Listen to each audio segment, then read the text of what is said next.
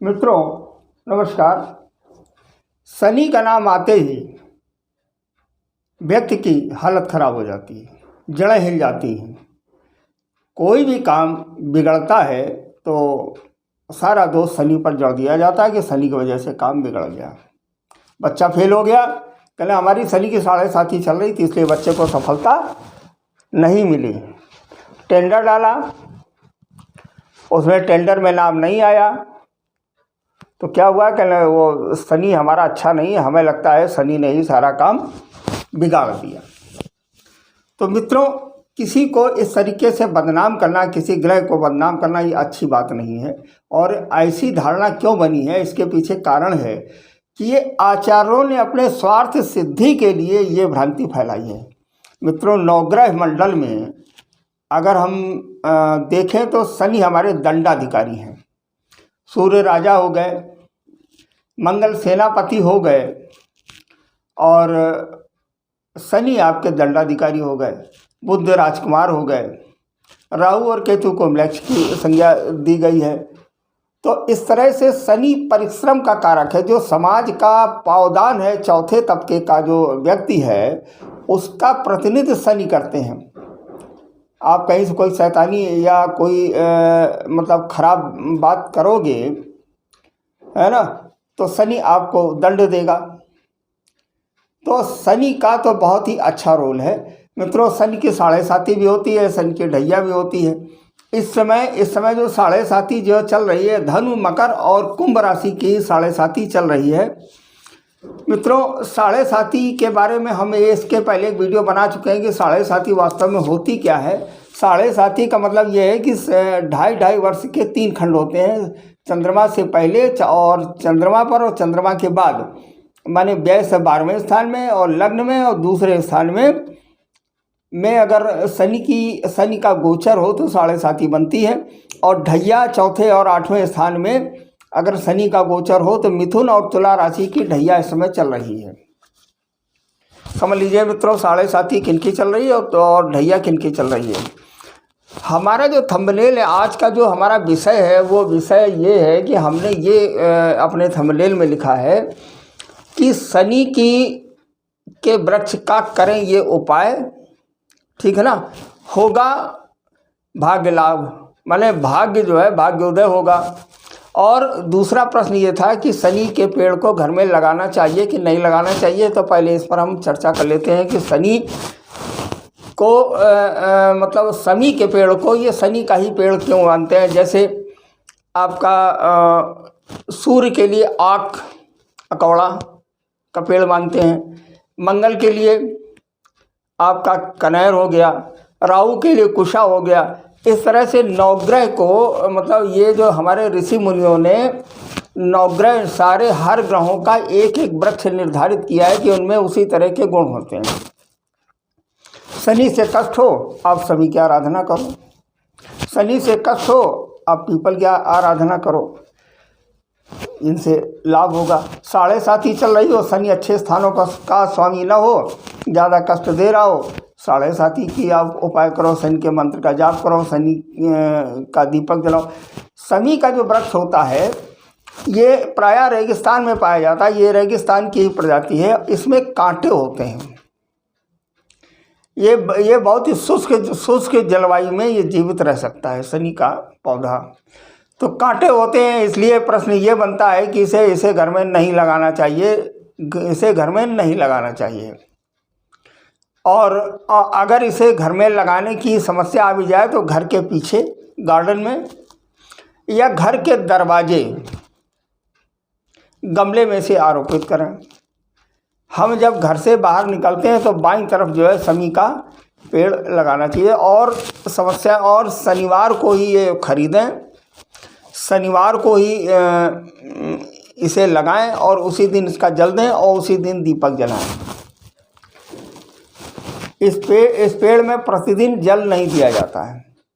शनिवार को दीपक जल दें और दीपक जलाएं और शनि की आराधना करें। और यही क्रम आपको करना है पीपल के पेड़ के साथ में। अगर 7.5 चल रही हो और शनि की ढैया चल रही हो, शनि आपको बराबर दंड दे रहा हो और बार बार गलतियां आप कर रहे हो, बार बार शनि आपको प्रताड़ित कर रहा हो, गलत व्यापारी वर्ग हैं, गलत माल खरीद रहे हो, गलत लोगों को पैसा दे रहे हो, पैसा फंस रहा हो, पैसा आ रहा हो, तो किसी योग्य आचार्य से कुंडली का विश्लेषण कराना चाहिए। शनि की पोजीशन को देखें और पोजीशन को देखने के बाद क्या करें, शनि की आराधना का प्रारंभ करें। शनि का एक मंत्र है ओम शं शनिश्चराय नमः, इस मंत्र का जाप करें, एक माला प्रतिदिन करें और शमी का वृक्ष लगाएं घर के अंदर। मतलब इस तरह से ना लगाएं कि वो ड्राइंग रूम में उन्होंने जो सजा लिया, ये सजावट का पौधा नहीं है, ये नवग्रह वाटिका घर के लान में लगाई जाती है। नवग्रह वाटिका घर के लान में लगाई जाती है। हम लोग नवग्रह वाटिका को ईशान कोण में जो लगवाते हैं, वैसे भी शनि का पेड़ जो है ईशान कोण में ही लगवाना चाहिए।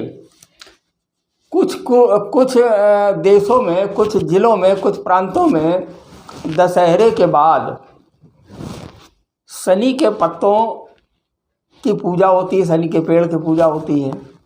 हम लोग जब बुद्ध का हवन कराते हैं, गणेश जी का हवन कराते हैं, गणेश जी की आराधना कराते हैं, तो दूर्वा के साथ में शनि भी का भी इस्तेमाल कराते हैं और उनके हवन में शनि की लकड़ी भी डालते हैं, है ना।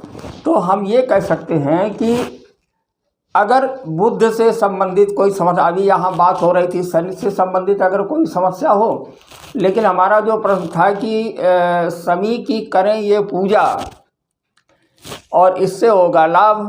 तो अब हम बात करते हैं कि अगर गणेश जी की पूजा, माने बुद्ध से संबंधित अगर कोई समस्या हो, बुद्ध से संबंधित क्या समस्या हो सकती है, पहले तो आप ये जो समझ ले, बुद्ध आय का कारक है, आमदनी को घटा बढ़ा देता है। बुद्ध जिस ग्रह के साथ में होता है उसी का फल जो करने लगता है।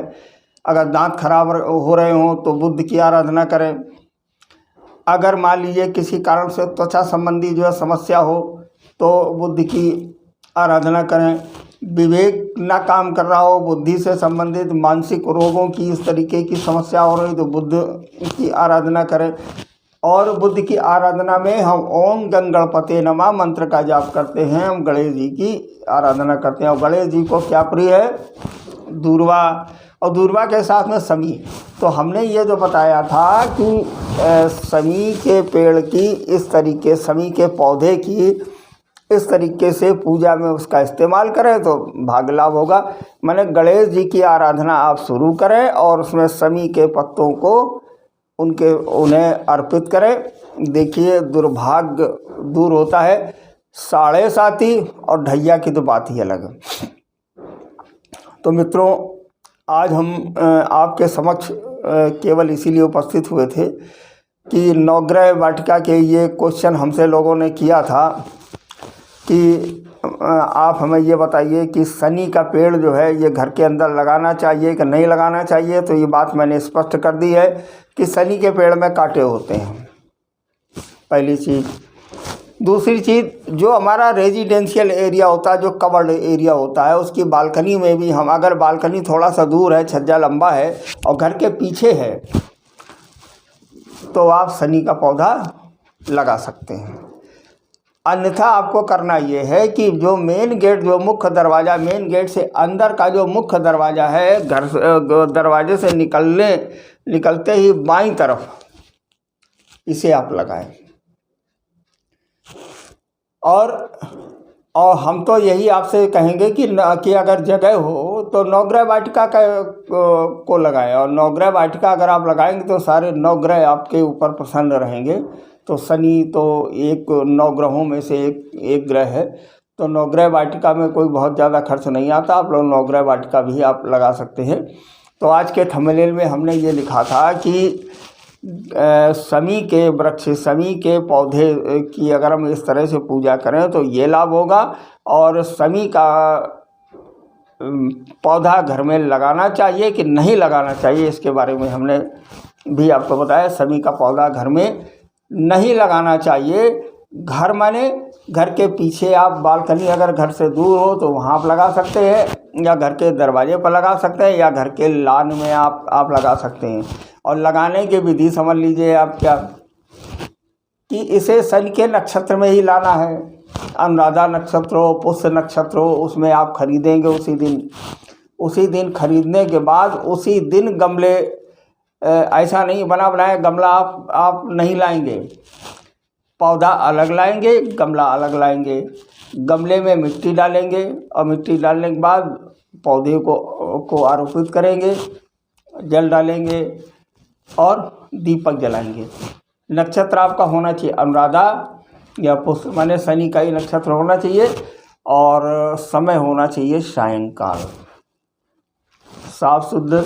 और ये प्रार्थना करनी चाहिए कि आप दंडाधिकारी हैं, हमने आपको अपने घर के अपने प्रांगण में स्थापित किया है, कृपया हमसे मतलब मेरे ऊपर कृपा करें कि हम किसी भी प्रकार की गलती ना करें कि जिससे हम दंड के आपके भागी हों।